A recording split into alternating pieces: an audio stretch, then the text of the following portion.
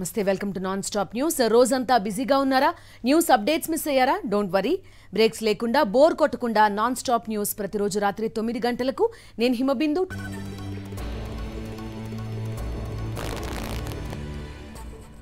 డీటెయిల్స్లోకి వెళ్దాం. కరోనా కొత్త వేరియంట్ వ్యాపిస్తోందనే వార్తల నేపథ్యంలో ఏపీ ప్రభుత్వం అప్రమత్తమైంది. తాడేపల్లి క్యాంపు కార్యాలయంలో ముఖ్యమంత్రి జగన్ ఉన్నత స్థాయి సమీక్ష నిర్వహించారు. ముందస్తు చర్యలపై దృష్టి పెట్టాలని అధికారులను ఆదేశించారు. అత్యంత బలంగా ఉన్న గ్రామ వార్డు సచివాలయాల వ్యవస్థలతో పాటు విలేజ్ క్లినిక్ వ్యవస్థను ముందస్తు చర్యల కోసం అలర్ట్ చేయాలన్నారు. కొత్త వేరియంట్ లక్షణాలు, తీసుకోవాల్సిన చర్యలపై విలేజ్ క్లినిక్స్ స్టాఫ్ కు అవగాహన కల్పించాలని ఆదేశించారు. ప్రభుత్వ వైద్య కళాశాలల్లో ఆర్టిఫిషియల్ ఇంటెలిజెన్స్ ద్వారా బోధన చేసేలా తగిన చర్యలు తీసుకోవాలని సూచించారు. అయితే కొత్త వేరియంట్ పై ఎలాంటి ఆందోళన అవసరం లేదన్న అధికారులు ఆసుపత్రిలో చేరే పరిస్థితులు లేకుండానే రికవర్ అవుతున్నారని ముఖ్యమంత్రి దృష్టికి తీసుకెళ్లారు. JN1 వేరియంట్ వేగంగా విస్తరించే అవకాశం ఉన్న నేపథ్యంలో లక్షణాలు ఉన్నవారికి పరీక్షలు చేస్తున్నామని తెలిపారు. పాజిటివ్ వచ్చిన శాంపిల్స్ ని విజయవాడ జీనోమ్ ల్యాబ్ లో పరిశీలిస్తున్నామని చెప్పారు. కొత్త వేరియంట్లను గుర్తించడానికి ఈ పరీక్షలు దోహదం చేస్తున్నాయన్నారు. గ్రామ వార్డు సచివాలయాల వద్ద ర్యాపిడ్ టెస్టింగ్ కిట్స్ పెడుతున్నామని అధికారులు సీఎం జగన్ కు వివరించారు. అలాగే ఆసుపత్రుల్లోనూ పర్సనల్ కేర్ కిట్లు అందుబాటులో ఉన్నాయన్నారు. అవసరమైన మందులు కూడా అందుబాటులో ఉన్నాయని చెప్పారు. ప్రభుత్వ పరంగా ముందస్తు చర్యల్లో భాగంగా ఆక్సిజన్ ఇన్ఫ్రాను సిద్ధం చేస్తున్నామన్నారు. PSA ప్లాంట్లు నడిపి సత్వర వినియోగానికి అందుబాటులోకి తీసుకొస్తున్నామన్నారు. 56,741 ఆక్సిజన్ బెడ్లు కూడా సిద్ధంగా ఉన్నాయని అధికారులు తెలిపారు.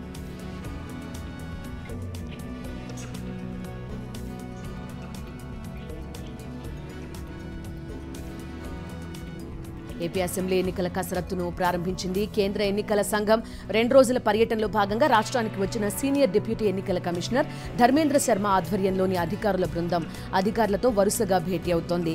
ఓటర్ల జాబితా అంశంతో పాటు ఎన్నికల సన్నాహాలపై చర్చిస్తోంది. విజయవాడ నోవాటెల్ హోటల్లో జిల్లా కలెక్టర్లు, ఎస్పీలతో కేంద్ర ఎన్నికల బృందం సమావేశం నిర్వహించింది. ఓటర్ల జాబితా సమగ్ర సవరణతో పాటు రాబోయే శాసనసభ, లోక్సభ ఎన్నికల సన్నద్ధత, ఇతర అంశాలపై చర్చించింది. దాదాపు 8 గంటల పాటు సమావేశం కొనసాగింది. ఈ సందర్భంగా కేంద్ర ఎన్నికల సంఘం బృందానికి కలెక్టర్లు పవర్ పాయింట్ ప్రెజెంటేషన్ ఇచ్చారు.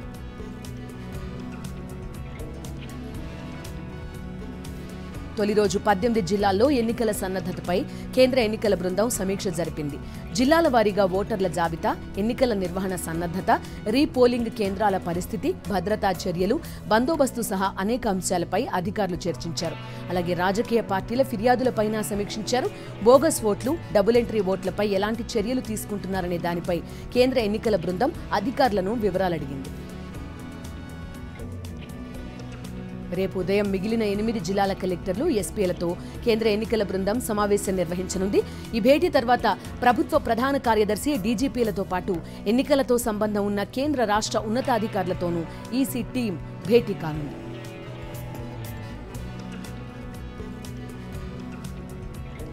జనసేన అధినేత పవన్ కళ్యాణ్ కు లేఖాస్త్రం సంధించారు మాజీ పార్లమెంటేరియన్, కాపు సంక్షేమ సేన అధ్యక్షుడు హరిరామ జోగయ్య. తాజాగా నారా లోకేష్ వ్యాఖ్యల నేపథ్యంలో పవన్ కు పలు ప్రశ్నలు సంధించారు. లోకేష్ ఆశిస్తున్నట్టు చంద్రబాబునే సీఎం చేయడానికి పవన్ కళ్యాణ్ ఆమోదం ఉందా అని ప్రశ్నించారు. పవనే సీఎం కావాలని కలలు కంటున్న జన సైనికుల కలలు ఏం కావాలని ప్రశ్నించారు. యాచించే స్థాయి నుంచి శాసించే స్థాయికి రావాలని కలలు కంటున్న జన సైనికుల కలలు ఏమవ్వాలని నిలదీశారు. తాను సంధించిన ప్రశ్నలకు జన సైనికులు సంతృప్తికరమైన సమాధానం ఎప్పుడు చెప్తారని లేఖలో ప్రశ్నించారు హరిరామ జోగయ్య.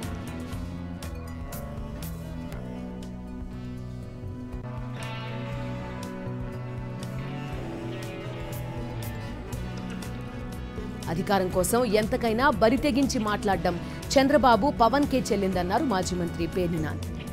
ఇప్పుడు వైఎస్ జగన్ ఇచ్చే పథకాల కంటే 3 రెట్లు ఇస్తామని మాట్లాడుతున్నారని, ఎవరి జేబులకు కన్నం వేయాలని చూస్తున్నారని నిప్పులు చెరిగారు. ఇచ్చే జగన్ పథకాల కంటే 3 రెట్లు మేము ఇస్తామని చెప్పి మాట్లాడుతున్నారు. అంటే వేలం పాట ఇది. అంటే మీ అధికారం కోసం ఎంతకైనా బరి తెగించి నోరు ఎలా కావాలంటే అలా మాట్లాడతారు. 2-3 ఏళ్ల పాటు ఈ సంక్షేమ కార్యక్రమాల వల్ల ఈ రాష్ట్రం దివాళా తీసిందని చెప్పి మాట్లాడతారు. 3 ఏళ్ల తర్వాత మేము కూడా జగన్మోహన్ రెడ్డి గారితో సమానంగా సంక్షేమ కార్యక్రమాలు ఇస్తాం, సంక్షేమ కార్యక్రమాలు మానం అని చెప్తారు. ఇవాళ ఎన్నికలకు వచ్చేప్పటికి జగన్మోహన్ రెడ్డి గారి కంటే కూడా 3 రెట్లు సంక్షేమ మేము ఇస్తామని చెప్పి మాట్లాడతారు. జగన్ గారు ఇచ్చేటువంటి సంక్షేమం కంటే 3 రెట్లు ఇస్తారంట, 3 రెట్లు. మరి ఇప్పుడు ఏమవుతుంది? ఈ రాష్ట్రం సంపద సృష్టిస్తా అంట. ఎవడికి కన్నం వేస్తావు? ఎవడి జేబులు కన్నాలేసి ఈ 3 రెట్లు 4 రెట్లు ఇస్తావు? అంటే మేం చేస్తేనేమో ఇదేదో తప్పు చేస్తున్నట్టు, మీరేమో ఇట్లా చేస్తారు. పార్టీ సమన్వయకర్తల నియామకంపై వైఎస్ఆర్సీపీ స్పష్టతనిచ్చింది. కొత్తగా సమన్వయకర్తలను నియమిస్తూ ఎటువంటి ప్రకటన విడుదల చేయలేదని తెలిపింది. పార్టీ లెటర్ హెడ్ పేరుతో ఫేక్ లెటర్ని ప్రచారం చేస్తున్నారని, దాన్ని ఎవరూ పరిగణలోకి తీసుకోవద్దని వైఎస్ఆర్సీపీ కేంద్ర కార్యాలయం తెలిపింది.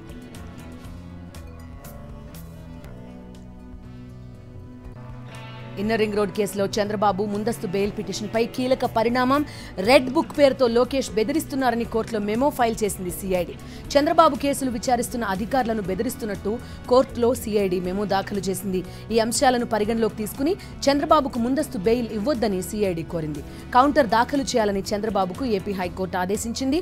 తదుపరి విచారణ రేపటికి వాయిదా పడింది. విశాఖలో గాదిరాజు ప్యాలెస్ పై అయ్యన్న పాత్రుడి వ్యాఖ్యలను తీవ్రస్థాయిలో ఖండించారు డిప్యూటీ సీఎం బూడి ముత్యాల నాయుడు. సీఎం జగన్ సతీమణి భారతీరెడ్డిపై నిరాధారమైన ఆరోపణలు చేస్తున్నారని మండిపడ్డారు. విశాఖ రాజధాని కావడం ఇష్టం లేకే సీఎం జగన్ కుటుంబంపై విష ప్రచారం చేస్తున్నారని ఆగ్రహం వ్యక్తం చేశారు. వీళ్ళు 22A వన్డీలో పెట్టారు.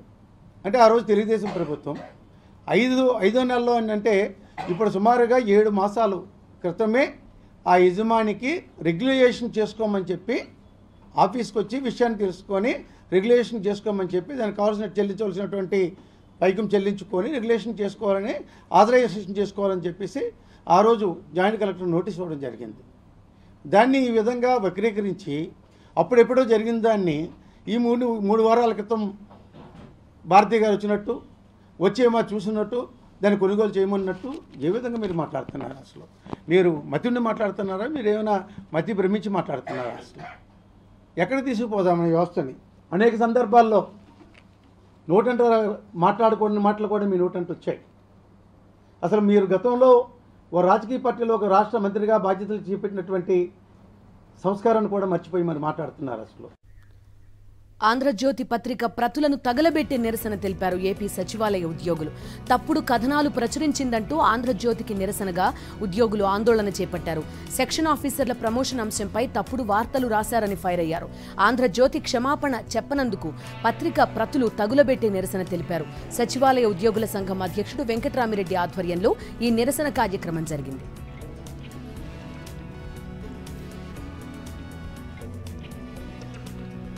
తిరుమలకు వీఐపీలు క్యూ కడుతున్నారు.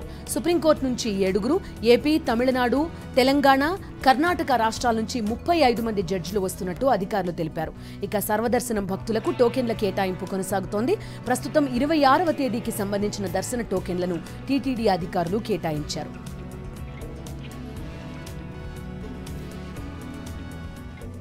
పార్లమెంటునే కాపాడలేకపోయిన మోదీ ప్రభుత్వం ఇక దేశాన్నేం కాపాడుతుందని ప్రశ్నించారు తెలంగాణ డిప్యూటీ సీఎం భట్టి విక్రమార్క. దేశవ్యాప్తంగా ఇండియా కూటమి చేపట్టిన సేవ్ డెమోక్రసీ ధర్నా కార్యక్రమం హైదరాబాద్ ధర్నా చౌక్లోనూ జరిగింది. పార్లమెంటుపై జరిగిన దాడిని ప్రశ్నించిన ఎంపీలను మోదీ సర్కార్ సస్పెండ్ చేయడాన్ని ఈ సందర్భంగా కాంగ్రెస్ నేతలు తప్పుబట్టారు. ప్రతిపక్షాలు లేకుండా కీలకమైన బిల్లులు ఆమోదించడం పైన ఆగ్రహం వ్యక్తం చేశారు.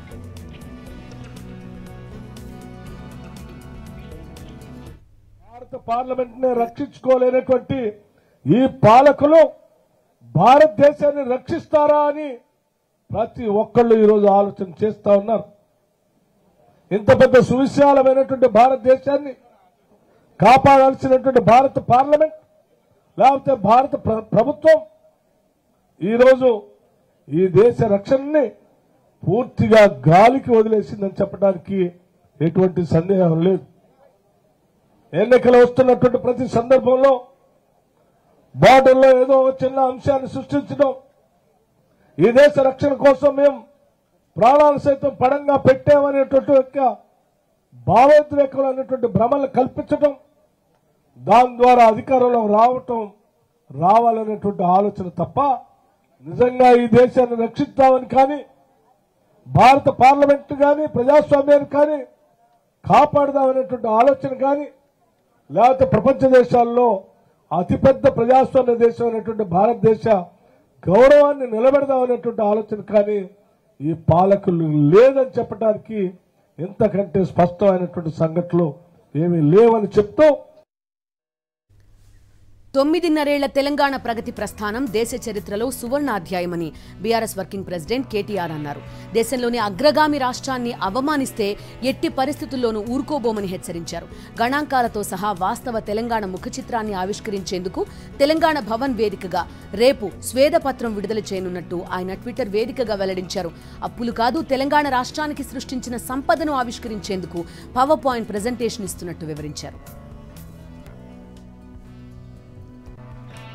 పోలీస్ ఇన్స్పెక్టర్లకు హైదరాబాద్ సిపి కొత్తకోట శ్రీనివాస్ రెడ్డి వార్నింగ్ ఇచ్చారు. పోస్టింగ్ల కోసం సిఫార్సు లేఖలతో వస్తే చర్యలు తప్పవన్నారు.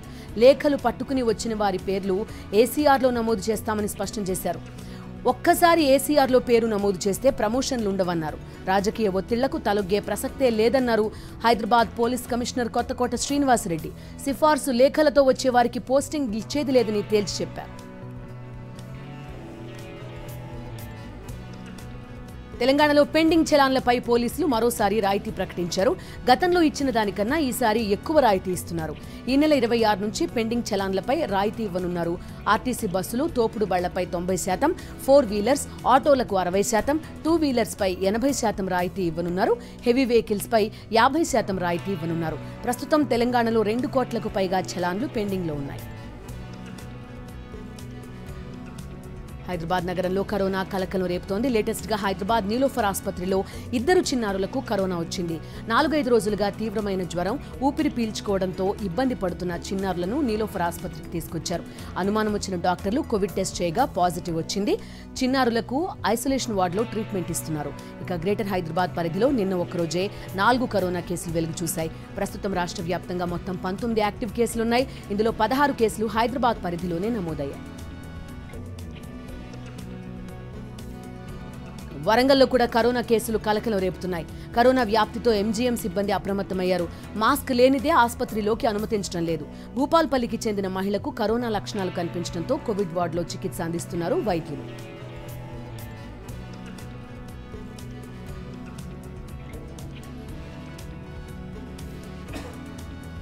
బిగ్ బాస్ విన్నర్ పల్లవి ప్రశాంత్ కు కోర్టు బెయిల్ మంజూరు చేసింది.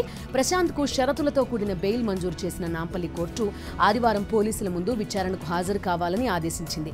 15,000 రూపాయల చొప్పున 2 షూరిటీలు సమర్పించాలని ఆదేశించింది కోర్టు. సంగారెడ్డి జిల్లా కొండాపూర్ మండలంలోని మల్కాపూర్ వద్ద పెద్ద చెరువులో బీఎంపీ యుద్ధ ట్యాంకర్ల ట్రయల్ రన్ విజయవంతంగా నిర్వహించారు. కంది మండలం ఎద్దుల మైలారంలోని ఆర్డినెన్స్ ఫ్యాక్టరీలో తయారైన యుద్ధ ట్యాంకర్లను తాజాగా ట్రయల్ చేశారు.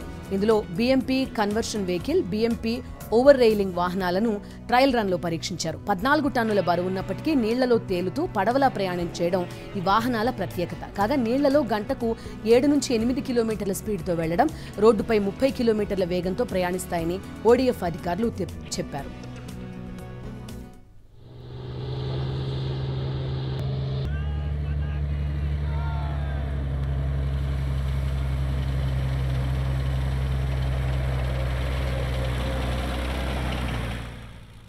చిక్కడపల్లి పోలీస్ స్టేషన్ మాజీ డిటెక్టివ్ ఇన్స్పెక్టర్ ప్రసాద్ ని అరెస్ట్ చేసి రిమాండ్ కి పంపించారు పోలీసులు.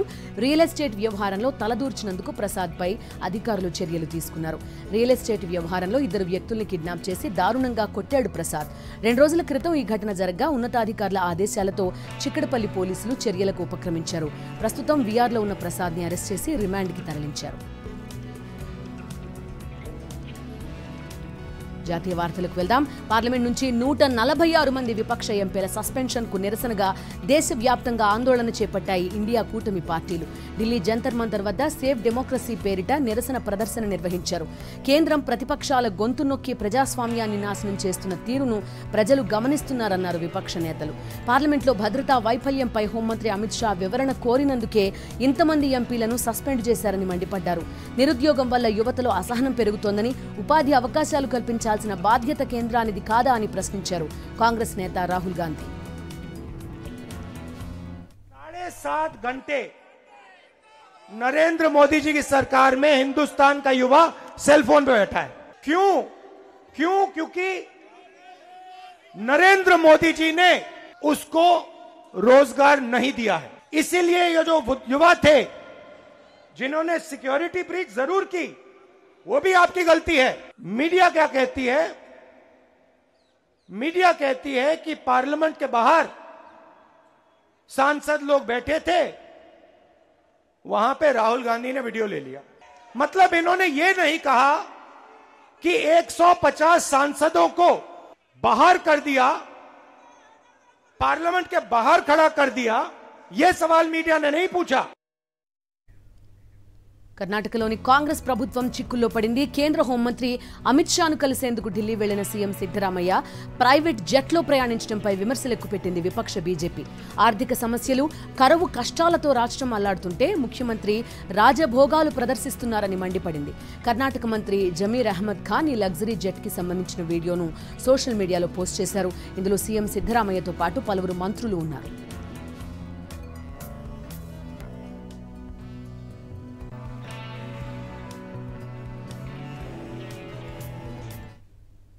लोग इतने तंग हो गए हैं, त्राही त्राही हो गए हैं लोगों को। उस टाइम ऐसे प्राइवेट जेट में जहाँ से अगर रेगुलर कमर्शियल फ़्लाइट नहीं है तो ठीक है, जब कमर्शियल फ़्लाइट है तब ये प्राइवेट एयरक्राफ्ट, इतने बड़े लग्जूरियस एयरक्राफ्ट लेके जाना ये बिल्कुल अनुचित है, गलत है। मैं इसका कंडेम करता हूँ। तो कांग्रेस पार्टी का एक तो भ्रष्टाचार से जो उन्होंने वेल्थ कमाई कर रहे हैं उसका एक प्रदर्शन है। ఛత్తీస్గఢ్లో కేబినెట్ కొలువు తీరింది. 9 మంది బీజేపీ ఎమ్మెల్యేలు రాష్ట్ర మంత్రులుగా ప్రమాణ స్వీకారం చేశారు. రాజ్భవన్లో నూతన మంత్రులతో ప్రమాణం చేయించారు ఛత్తీస్గఢ్ గవర్నర్ బిశ్వభూషణ్ హరిచందన్. 9 మంది చేరికతో ముఖ్యమంత్రి విష్ణుదేవ్ సాయ్ మంత్రివర్గ సభ్యుల సంఖ్య 12కు చేరింది. డిసెంబర్ 13న సీఎం విష్ణుదేవ్, డిప్యూటీ సీఎంలుగా అరుణ్ సాయ్, విజయ్ శర్మ ప్రమాణ స్వీకారం చేశారు. మాజీ ముఖ్యమంత్రి రమణ్ సింగ్ అసెంబ్లీ స్పీకర్గా బాధ్యతలు చేపట్టారు. జమ్మూ కశ్మీర్ పూంచ్ జిల్లాలో ఆర్మీ కాన్వాయ్ పై జరిగిన ఉగ్రదాడికి సంబంధించిన కీలక విషయాలు వెలుగులోకి వస్తున్నాయి. దాడికి బాధ్యత ప్రకటించుకున్న people's anti fascist front PAPF M4 rifle ఫోటోలను సోషల్ మీడియాలో పోస్ట్ చేసింది. పూంచ్ అటాక్లో ఈ రైఫిల్స్ ను ఉపయోగించారు ఉగ్రవాదులు. M4 కార్బన్ అసాల్ట్ రైఫిల్స్ అమెరికాలో తయారైనవి. దాదాపు 80 దేశాల ఆర్మీ వీటిని వినియోగిస్తోంది. కశ్మీర్లో గతంలో జరిగిన ఉగ్ర ఆపరేషన్స్ లో ఈ రైఫిల్స్ ని స్వాధీనం చేసుకున్నాయి భద్రతా దళాలు.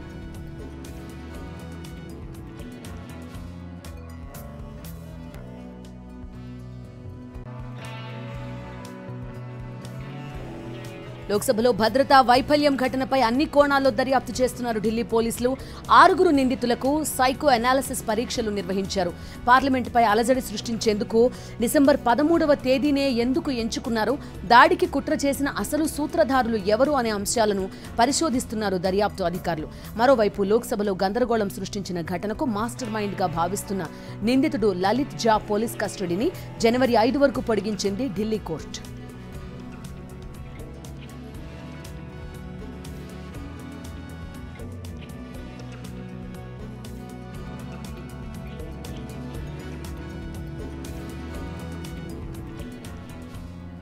వచ్చే ఏడాది భారత గణతంత్ర వేడుకలకు ఫ్రాన్స్ అధ్యక్షుడిని ముఖ్య అతిథిగా ఆహ్వానించింది కేంద్ర ప్రభుత్వం. జనవరి 26న కర్తవ్య పథ్లో జరిగే రిపబ్లిక్ డే పరేడ్ కి చీఫ్ గెస్ట్ గా హాజరు కానున్నారు ఇమాన్యుయల్ మ్యాక్రాన్.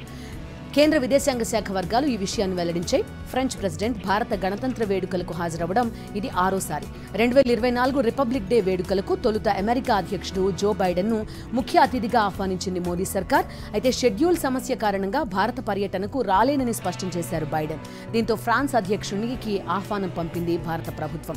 ఈ ఏడాది జూలైలో ప్యారిస్లో జరిగిన ఫ్రాన్స్ బాస్టిల్ డే పరేడ్ కి ముఖ్య అతిథిగా హాజరయ్యారు ప్రధాని మోదీ. బిజినెస్ అప్డేట్స్ చూద్దాం. అంతర్జాతీయ మార్కెట్ల నుంచి వచ్చిన పాజిటివ్ ట్రెండ్స్ తో స్టాక్ మార్కెట్స్ లాభాల్లో ముగిశాయి. సెన్సెక్స్ 241 పాయింట్లు లాభపడి 71,106 పాయింట్ల వద్ద ముగిసింది. నిఫ్టీ 94 పాయింట్లు లాభపడింది, 21,349 వద్ద ముగిసింది.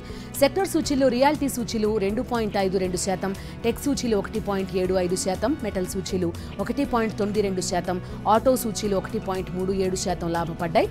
నిఫ్టీ టాప్ గెయినర్స్ లిస్ట్ లో Wipro 6.43%, HCL tech 2.6%, 2.61%, Bajaj auto 2.37% లాభపడ్డాయి.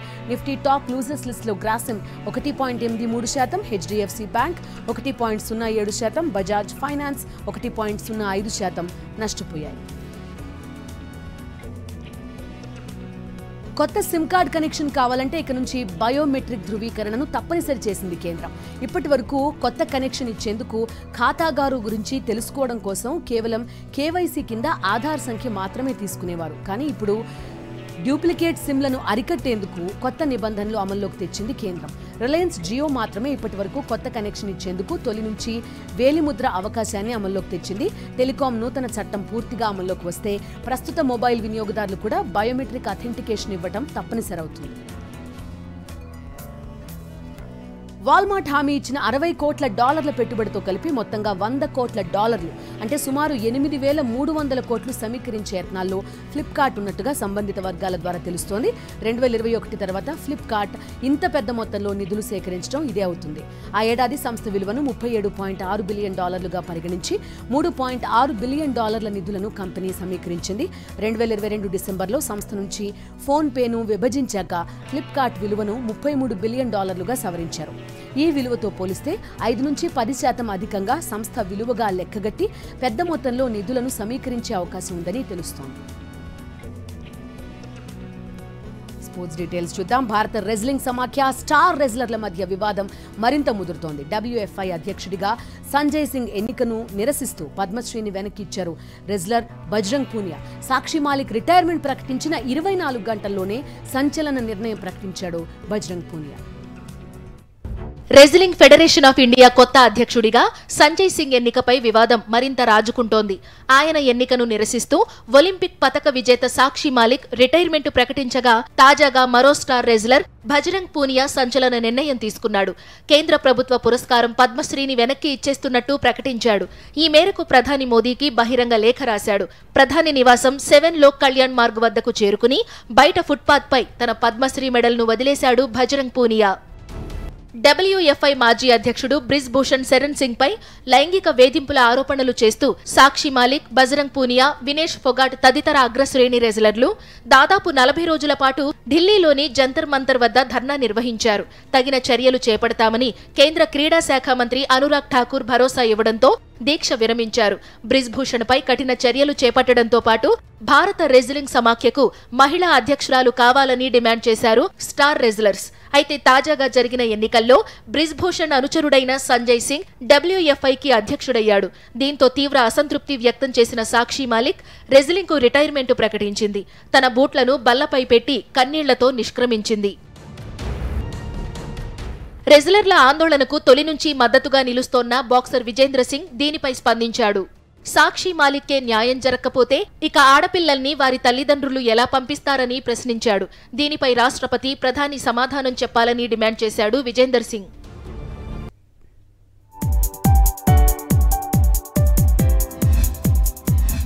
(2018) 96వ academy కోసం ఇండియా నుండి పంపబడిన చిత్రం. అయితే ఈ మూవీ బెస్ట్ ఫిల్మ్ కేటగిరీలో షార్ట్ లిస్ట్ కాలేదు.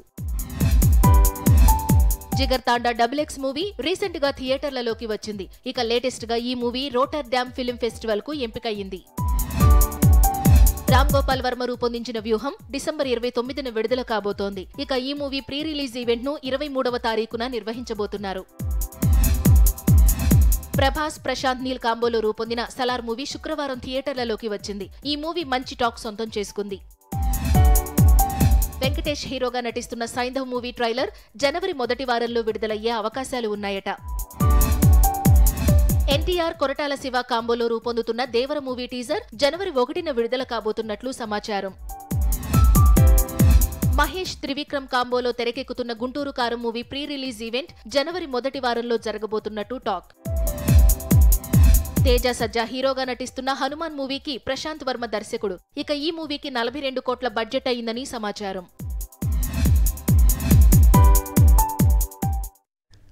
ఇవి నాన్ స్టాప్ న్యూస్ అప్డేట్స్.